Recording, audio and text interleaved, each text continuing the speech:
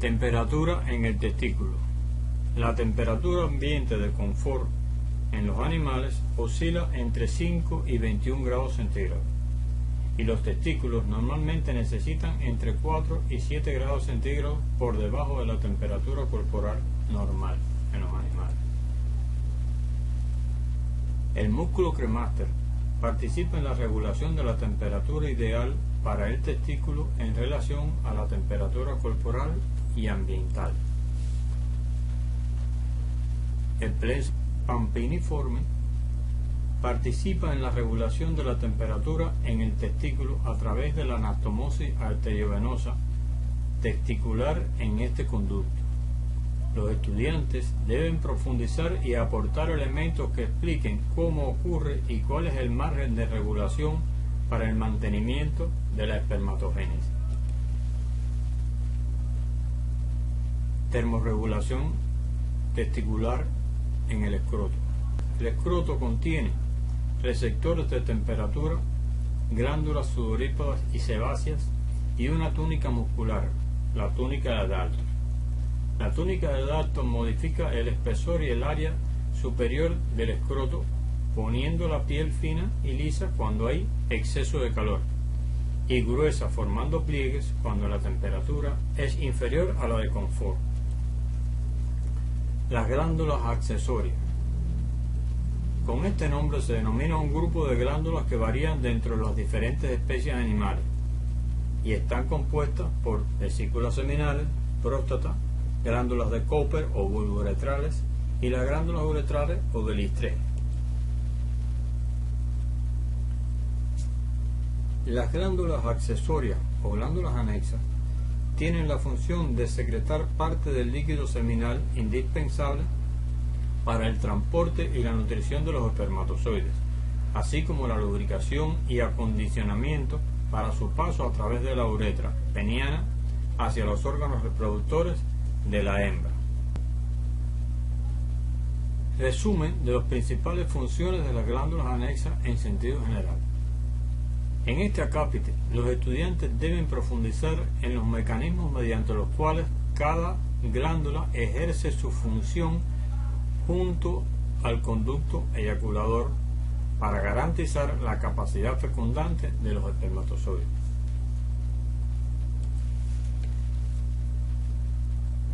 Secreciones de las glándulas anexas por especies.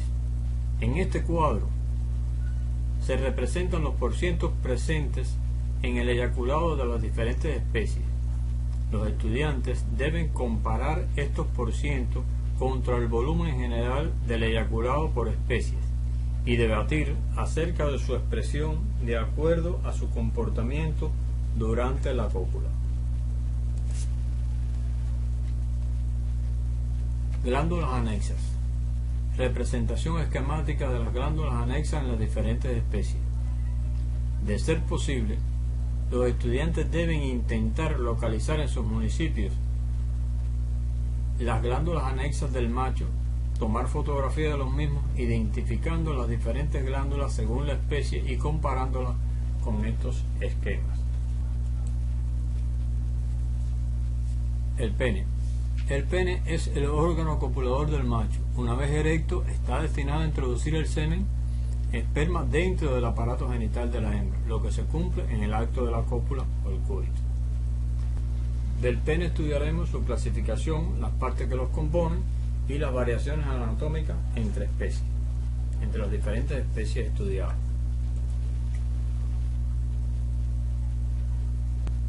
Según la clasificación por la cantidad de tejido conectivo, el pene se clasifica en tres tipos: pene fibroelástico, característico en cerdos y rumiantes; el músculo cavernoso, característico en el equino y en el humano; y el pene con hueso peniano, característico en el perro y en el gato. Partes del pene. El pene hemático, representado por el hueso, por el humano y el equino, y el pene fibroelástico, representado por los rumiantes. La vascularización del pene hemático. Los estudiantes deben identificar las características distintivas de este tipo de pene y las especies a que pertenece.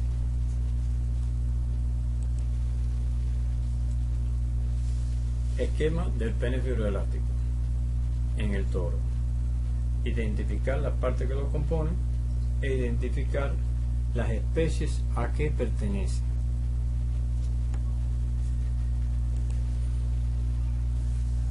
Detalles del glande.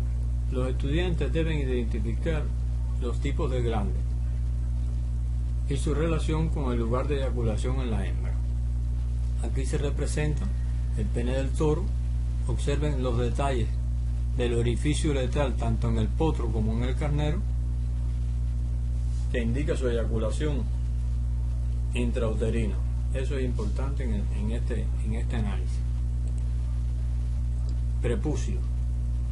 Los estudiantes deben valorar el papel del prepucio en los órganos sexuales del toro y del berraco, indicando los inadecuados y sus consecuencias para la salud y la fertilidad en ambas especies. Variaciones anatómicas de los órganos reproductores en las diferentes especies. Variaciones en el pene, variaciones en el eyaculado, variaciones en la cópula y en el periodo refractario. El esquema representa las variaciones de los órganos reproductores entre las diferentes especies de interés zootécnico. Es importante interpretar las características de cada especie contra la cópula, el periodo refractario y el volumen de eyaculado, que les permita comprender su variabilidad anatómica. Conducta copulatoria. Existen elementos muy variables entre las especies. Uno de ellos es la estructura anatómica del pene y el aporte de las glándulas accesorias al volumen final del eyaculado. Otro es la duración de la cópula y la eyaculación. Y como un tercer elemento, tipos de glande y lugar de eyaculación en la hembra.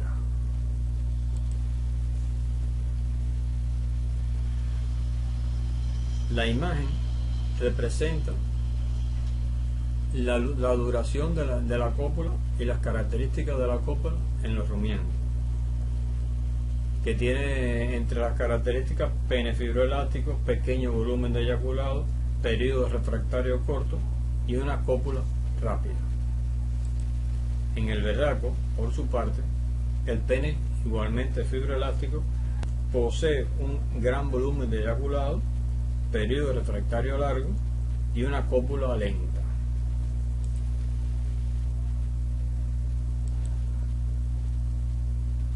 En el perro, el pene es fibroelástico con un hueso peniano, gran volumen de eyaculado, periodo refractario largo, cópula lenta y un anclaje en la vagina de la hembra.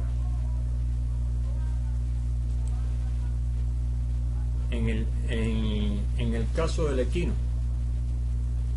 el pene es músculo cavernoso, con un gran volumen de eyaculado, un periodo refractario largo y una cópula rápida.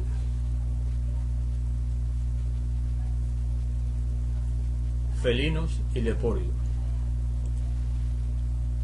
La ovulación en los felinos y en los lepóridos es inducida por reflejo neuroendocrino. Tienen un cortejo sexual largo, un pene fibroelástico, un periodo refractario corto y una cópula rápida. Preguntas de control. Explique qué aplicación tiene el conocimiento del origen embrionario del aparato reproductor masculino y femenino. Trace una ruta de un espermatozoide desde su origen hasta el exterior, nombrando las estructuras a medida que pasa, y las glándulas accesorias y su aporte y el aporte de sus secreciones. Tercero, ¿cuáles son los mecanismos de transporte de los espermatozoides de su origen hasta su depósito en el tracto reproductivo de la hembra? Número 4. Mencione 3 funciones importantes del epidídimo. 5. De qué manera las diferentes estructuras que forman el escroto y testículo determinan su funcionamiento. Número 6. ¿Cuál es la principal función de las células epiteliales columnares, ciliadas, y en qué parte del aparato reproductor del macho se encuentra? ¿En cuál punto del recorrido del espermatozoides, a través de los conductos, ocurre el movimiento progresivo? ¿Por qué la temperatura es crítica en los testículos y qué estructuras la regulan?